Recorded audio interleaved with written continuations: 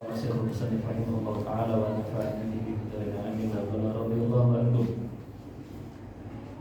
Pertama, Allah Subhanahu wa taala telah memuji Zakaria alaihissalam ketika beliau berdoa kepada Allah Subhanahu wa taala dengan sembunyi. Wallahu a'lam.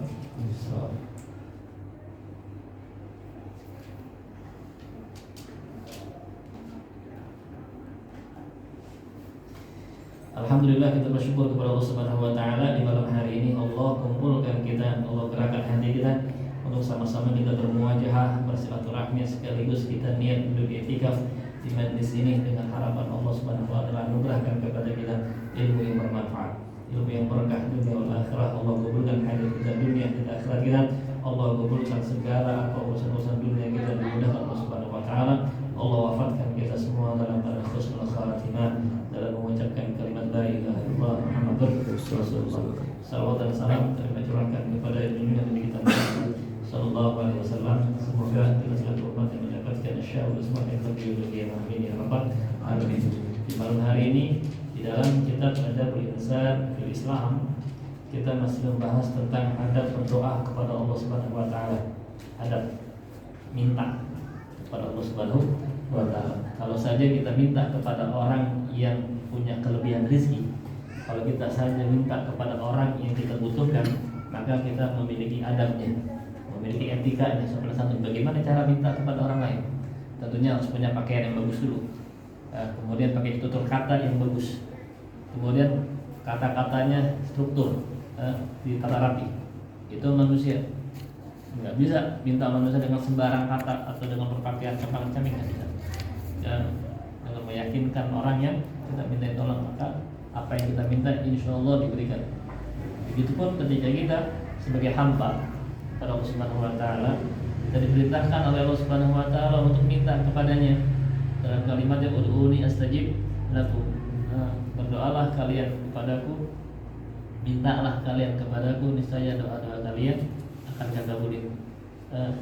Ayat ini pernah diprotes oleh penduduk Basrah ketika Sayyidina Ibrahim al-Ham itu sedang berjalan di kota Basrah, berkumpul manusia penduduk pasar. Kemudian Sayyidina Ibrahim al-Ham bingung, ini ada apa kumpul-kumpul di pasar?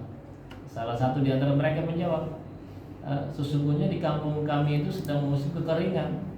Kami sudah berdoa kepada Allah, sudah sholat istisqa minta hujan, tapi belum turun hujan. Bukankah Allah Subhanahu wa taala yang menyuruh kita untuk berdoa?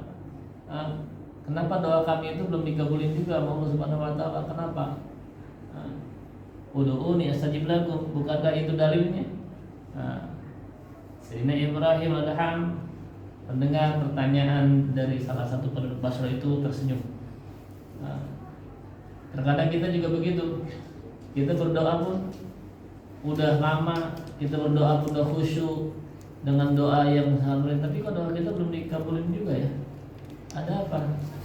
Sehingga kebanyakan manusia di akhir zaman sekarang itu yang putus asa udah berdoa sama Allah, udah nggak percaya lagi sama Tuhan. Alhamdulillah, subhanallah, bukan enggak percaya. Introspeksi diri. Kata Sayyidina Ibrahim al-Adham, tahu nggak? Bukan dalilnya yang salah, dalilnya benar. Ud'uni astajib lakum. Tetapi yang salah diri kita. Tahu nggak? Diri kita ngaku, ini kita ngaku Tuhan kita Allah Subhanahu wa taala, tapi kita masih ngelawan ya. Terus kita ngaku cinta sama Nabi Muhammad, ya, tetapi kita malah meninggalkan sunnah Nabi Muhammad. Berikutnya kata beliau, kita ngaku kita bermusuhan dengan syaitan, bermusuh dengan syaitan, musuh innahu lakum aduwwun mubin, musuh yang nyata benar. Tetapi justru amalan-amalan syaitan kita jadikan sahabat.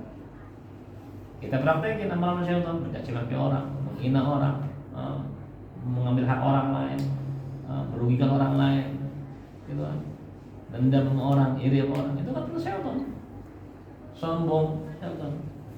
Kemudian engkau itu minta dan suka agar engkau dimasukkan ke surganya Allah Subhanahu wa taala. Tetapi engkau justru malah menjauhkan dirimu dari amalan-amalan yang mendorong diri kamu untuk masuk surga. Disuruh sholat nggak mau sholat, disuruh hadir majelis ilmu berat, disuruh zakat nggak mau, disuruh sedekah nggak mau. Itu kan amalan-amalan mendorong kita untuk masuk surga. Bakti kepada kedua orang tua nggak mau, katanya pengen masuk surga. Terus beliau katakan lagi, engkau itu paling benci ketika dirimu nanti dimasukin ke dalam api neraka. Nggak mau, benci gitu. Sampai mau. Tetapi justru kamu semasa hidup di dunia malah mengamalkan, mengerjakan amalan-amalan yang mendorong diri kamu masuk ke dalam api neraka. Berbohong, bilang orang lain subhanallah, dan masih banyak lagi. Kemudian kamu orang Islam, iya orang Islam, punya kitab suci Al-Quran, iya punya kitab suci Al-Quran. Tapi kamu nggak baca kitab suci Al-Quran. Tapi kamu cuekin tuh Al-Quran, nggak ngamalin apa yang dikatakan oleh Al-Quran. Hari ini kita udah baca Al-Quran berapa lembar? Jangan-jangan hari ini kita belum baca Quran. Padahal Al-Quran kan kitab suci kita kan. Tapi malah ditinggalin, nggak dibaca. Bahkan diri kita sendiri pun nggak punya program dalam hidup untuk bisa menghatamkan Al-Quran sepanjang masa. Ya. Tapi kalau giliran nonton drakor, nontonnya kita hatam. Bahkan main games dari level 1 sampai level sekian itu udah hatam. Padahal itu semua permainan lain, permainan yang nggak ada manfaatnya. Tetapi ketika Al-Quran yang udah jelas-jelas akan memberikan kita manfaat di dunia dan di akhirat, kok kita tinggalin ya? Kok nggak kita baca ya? Kok nggak kita amalin ya apa kata Al-Quran? Justru kita mengamalkan apa kata syaitan. Nah, begitu. Itu yang menyebabkan doa kita dipending. Doa kita nggak dikabulin. Bukan ada dalil ya, bukan. Jadi kalau pengen doanya dikabulin, introspeksi diri dulu. Nah, begitu. Oh begitu, iya. Udah. Setelah itu penduduk itu meminta kepada Al-Imam Sayyidina Ibnu Adham untuk berdoa kepada Allah Subhanahu wa taala. Ya berdoa kepada Allah Subhanahu wa taala, enggak lama terus turun hujan. Ya. Artinya apa?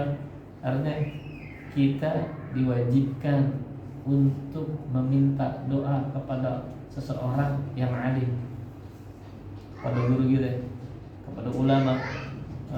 Kenapa? Karena mereka lebih tahu sosok hati mereka itu kepada Allah Subhanahu wa taala.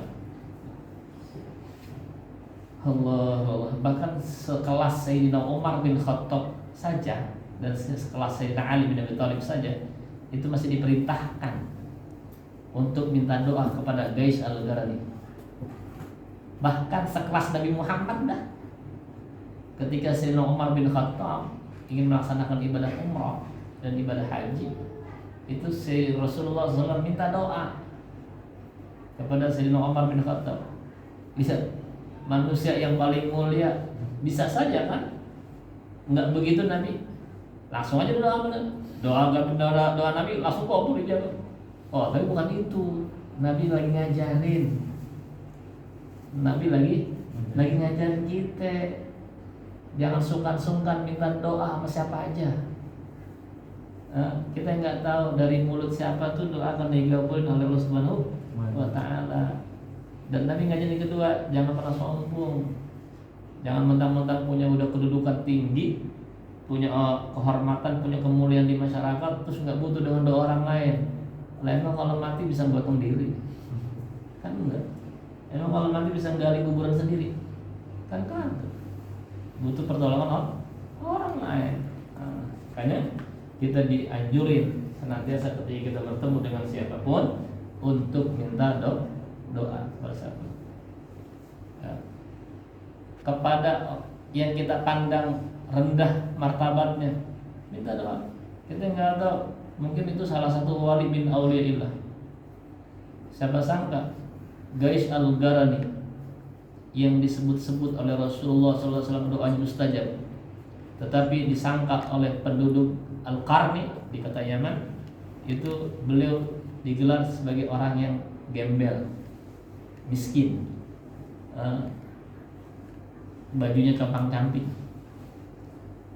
Tapi siapa sangka doanya ketika beliau berdoa kepada Allah Subhanahu wa taala, kata Rasulullah, sesungguhnya Allah malu ketika guys Al-Qarani mengangkat tangannya untuk berdoa, Allah malu untuk tidak mengabulkan. Rahasianya lu, ternyata birrul walidain wa khash, ada khususnya pada ibu. Nah, jadi doa kita pengen dikabulin sama Allah. Nah, kita punya keramat di rumah tuh. Ibu. Nah, kalau doa kita pengen dikabulin, jangan berantem sama emak, bikin senang emak, bikin senang bapak, ya, bikin senang, bikin tawa. Minimal kalau kita nggak punya rezeki, kita punya tenaga, kita punya pikiran, kita punya inisiatif untuk bikin senang. Dengan apa? Dengan tingkah laku kita, dengan perkataan kita, bikin senang, bikin ketawa. Nah, kita akan dikategorikan sebagai anak yang berbakti kepada orang tua. Nah, di sini dikatakan bahwa yang demikian ini dapat dilihat dari beberapa bukti yang lain. Nah, dalam pembahasan ini ada adabnya. Ketika kita mau berdoa kepada Allah Subhanahu wa taala, hendaklah kelakuan dengan perihal aturan hambanya, yakni tidak perlu didengar oleh yang lain. Artinya kita berdoa pribadi kita saja. Ane pernah menjelaskan di majlis ini juga, ketika kita didaulat untuk jadi seorang imam dalam sholat, ya, itu kan udah biasanya udah satu paket, satu paket antara imam sholat, zikir, tutup sama doa. Kalau memang dia satu paket bisa doa, maka bacalah doa secara umum. Jangan doa dengan kebutuhan pribadi dia. Ya. Doa secara umum gimana? Doa secara umum tidak lama. Kenapa? Karena masing-masing makmum punya hajat. Ya, punya hajat. Ketika nanti udah selesai dalam sholat duha, baru kita bermunajat kepada Allah Subhanahu wa taala dengan doa kita, dengan dengan tadarruk, dengan merendahkan diri kita kepada Allah Subhanahu wa taala. Kan nggak mungkin seorang imam berdoa dengan kapasitas si orang imam punya hajat, kemudian beliau bertadarruk, beliau berintih kepada Allah, ya Allah, hamba yang sangat hina, kata mau berarti imam ngapa? Itu imam ngapa itu? Enggak. Jadi biasa dulu. Sama ketika jadi seorang imam, baca surat pun yang pendek. Jangan baca surat yang panjang-panjang, nggak boleh. Karena nggak ada satu riwayat hadis Nabi SAW menegur seorang sahabat yang ketika sholat cepat, nggak. Tapi ada riwayat hadis yang menyatakan bahwa Rasulullah SAW menegur sahabat yang sholat itu lama karena baca surat panjang. Ya, karena baca surat panjang lama. Kenapa? Karena di belakangnya itu ada orang tua, ada anak-anak, ada orang yang lagi sakit, ada yang udah janji. Kata Nabi SAW, kalau kamu sholat lama baca surat panjang, kamu pengen bikin fitnah di kalangan umatku. Berarti sholatnya ketika jadi imam percepat. Kalau sendiri boleh, mau baca doa 3 buku juga nggak mau. Misalkan Qiyamul nih jadi 1. Ya, Qiyamul berapa rakaat? 11 rakaat umpama atau 12 rakaat. Dan 12 rakaat dia mulai sempurnanya itu. Terus dia baca Quran, terus dia punya catatan buku, isinya doa semuanya. Itu doa belum kelar kecuali udah jam subuh. Bahkan panjang banget, boleh tuh begitu. Tapi kalau ngajak orang untuk berjamaah, entar dulu. Ya. Singkat, ringkas aja. Singkat, ringkas. Karena ngajak orang, jangan lama-lama. Allah. Kemudian demikian ini dapat dilihat daripada beberapa bukti yang lain. Yang pertama, Allah Subhanahu wa taala telah memuji Nabi Zakaria alaihissalam ketika beliau berdoa kepada Allah Subhanahu wa taala dengan sembunyi. Jangan sampai ada yang tahu doanya kita khusus, doa khusus kita. Kita punya doa khusus nggak? Punya kan? Orang lain tahu nggak? Secara umum kita punya doa, punya hajat masing-masing apa? Sehat, afiat gitu. Allahumma inna nas'aluka rizqan, Allahumma inna nas'aluka siwal afiyah wa tawal afiyah. Itu kan umum. Ya. Tapi secara khusus signifikannya, nah, kita nggak tahu. Diri sendirilah yang tahu. Orang lain kan nggak tahu. Nah, maka sembunyiin doa kita. Jangan ngeluh, jangan ngadu, jangan cerita sama teman. Gue punya doa khusus, itu setiap hari gue baca tuh. Tapi gue bingung ya, sholatnya gue sudah sholat, tapi doa khusus itu belum dikabulin.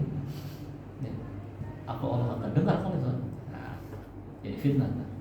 Udah sembunyi. Biasanya segala sesuatu hal yang diceritakan itu gagal. Nah, ya, mentahadasa belajar. Siapa orang yang berbicara sebelum kejadian itu biasanya gagal. Udah punya hajat yang besar. Udah. Kecuali dia cerita, dia bilang kepada orang soleh, kepada gurunya itu kita doain, anda punya hajat besar begini gini ya. Jangan cerita masalah orang, cerita gue doa gue biar supaya begini. Kalau yang kita anggap orang itu cerita, yang kita dengerin, orang yang denger itu adalah manusia, teman kita nggak tahu dia senang nggak dengan cerita kita. Jangan-jangan dia punya hati yang iri nih. Doanya gitu banget sih. Mudah-mudahan gagal. Wah, ada begitu. Sembunyi. Maka manfaatnya kita doa bersembunyi agar orang lain tidak tahu. Agar dikabulkan Allah Subhanahu wa taala.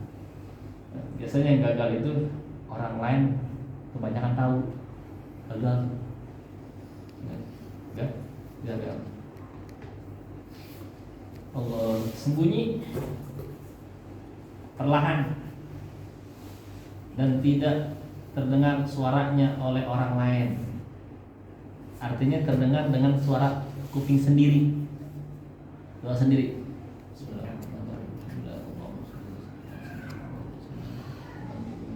Pendengaran sama kuping sendiri. Sama orang lain nggak ada. Mulut komat kali. Perlahan, pelan-pelan, dikhusyuin, dihayatin, itu cara berdoa kita. Sesungguhnya Allah Subhanahu wa taala innallaha al-ahabul 'abd idza du'atu bidhar. Allah demen melihat seorang hambanya ketika dia berdoa dalam keadaan dan ngemis. Kenapa kok demen? Seorang hamba tersebut ngaku perlu, butuh kepada Allah Subhanahu wa taala. Dan Allah mengatakan, ini baru hamba aneh nih. Butuhkan apa? Dia jadi nggak sombong. Man taragala fa huwa takabur. Siapa orang yang ninggalin doa, dia orang sombong. Dia mau berdoa, Allah Subhanahu wa taala biasain doa yang banyak, doa yang bagus.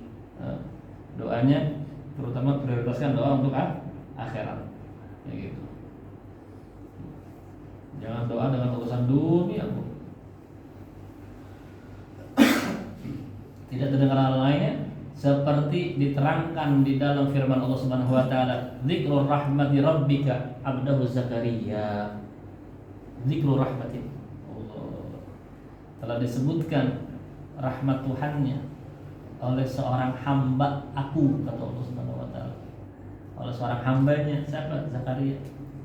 Jadi Nabi Allah Zakaria menyebutkan rahmatnya Allah Subhanahu wa taala, sifat-sifat Allah Subhanahu wa taala. Artinya ketika kita berdoa, puji dulu Allah. Ya Allah, ya Rahman, ya Rahim. Kau Maha Penyayang, Kau Maha Pengasih, ya Ghafar, ya Kau Maha Pengampun, ampuni dosa-dosa saya. Ya Hayyu ya Qayyum, Kau yang Maha Hidup, ya Samiul Basir. Engkau lah yang Maha mendengar doa. Ya Mujibus Sa'ilin, ya Wahai Engkau yang mengabulkan doa-doa dari para peminta, dari para pengemis. Puji dulu. Sama kan kita kalau minta bantuan sama orang kayak gitu. Ya, Datang sama orang nih, kita minta bantuan sama seorang si fulan, kita puji dulu, kita sebutin dulu rahmatnya, rahmilnya, kita sebutin. Nah, sama kita diberikan contoh nih sama Nabi Zakaria. Idna ada rabbahu, ketika dia telah menyeru, memanggil rabbahu, Tuhannya, nidan khafian, dengan sebutan, dengan panggilan khafian, yang khafi, yang tersembunyi, yang lemah, yang pelan, khafi, lemah, nggak main teriak-teriakan. Kapan itu waktunya kita lakukan? Kapan? Sepertiga malam terakhir nih, cocok. Sepertiga malam terakhir, cocok. Nah, waktunya untuk kita berkasmaran dengan Tuhan kita. Bangun.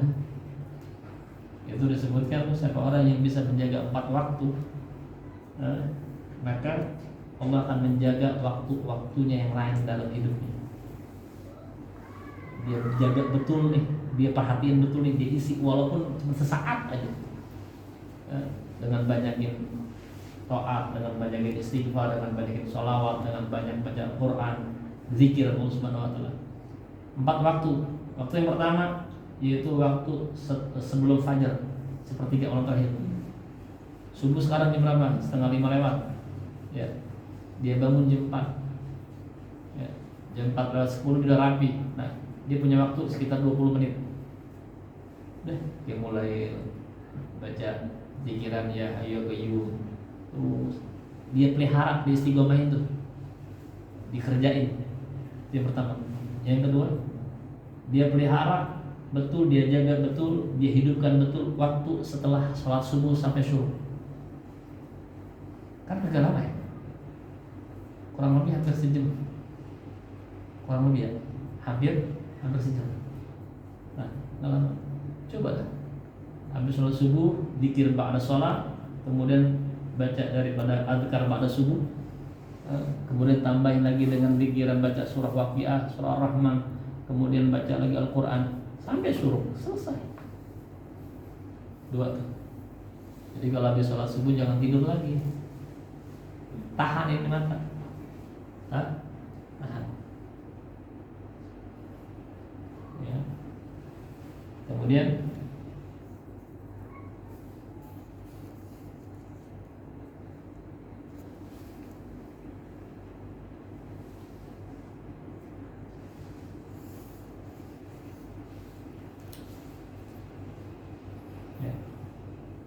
tahan mata. Yang kemudian yang ketiga yaitu sebelum maghrib.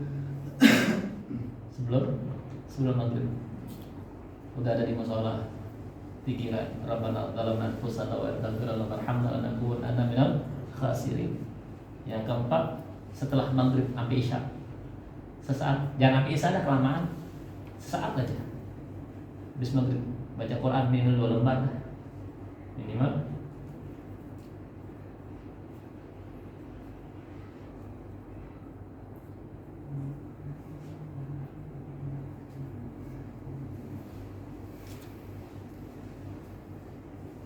Ya, paham tuh? Waktu gunain untuk munajat. Dengan 4 waktu ini doa kita insya Allah dikabul oleh Allah Subhanahu wa taala. Amin ya rabbal alamin. Bismillahirrahmanirrahim.